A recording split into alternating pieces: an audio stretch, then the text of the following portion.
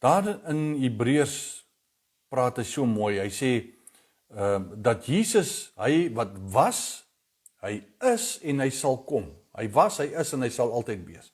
Die koninkryk van God werk ook so. Onthou, Jesus is die koning van sy koninkryk.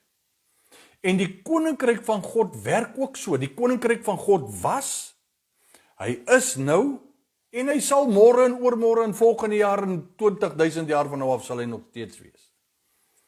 Jy sien, en daai koninkryk, elke persoon, elke gelowige wat Jesus aangeneem het, daai koninkryk, daai heerskappy kom in hom in. En nou sit God en hy wag. Nou sê Hebreërs daar ook vir ons, hy sê, hy sit en wag nou, totdat al sy vyande gemaak is, 'n voetbank van sy voete. Jy sien, hy het sy werk klaar gedoen. Hy het aan die kruis vasgenaal, hy het die sonde, die ongeregtigheid en vloeke en al die goedes gelees, Jesaja 53, het hy op hom geneem. OK?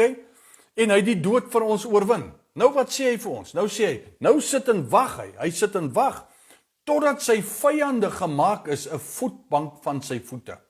Wie gaan sy vyande 'n voetbank van sy voete maak?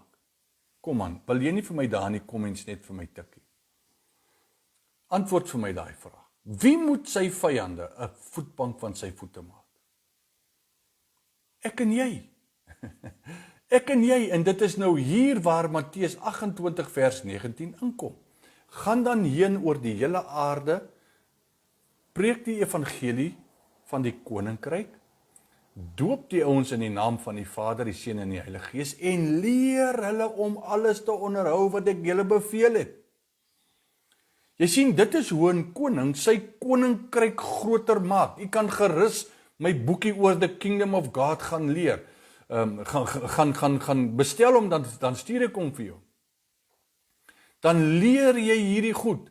God het jou juis in die aarde ingeroep, vriend, om hierdie tipe van goeders te doen, om deur jou te werk, en deur jou talente te werk, en die manier hoe jy groot geword het, om sy koninkryk, sy heerskappy en sy regeringskap deur jou in 'n markplein in te vat daar buitekant.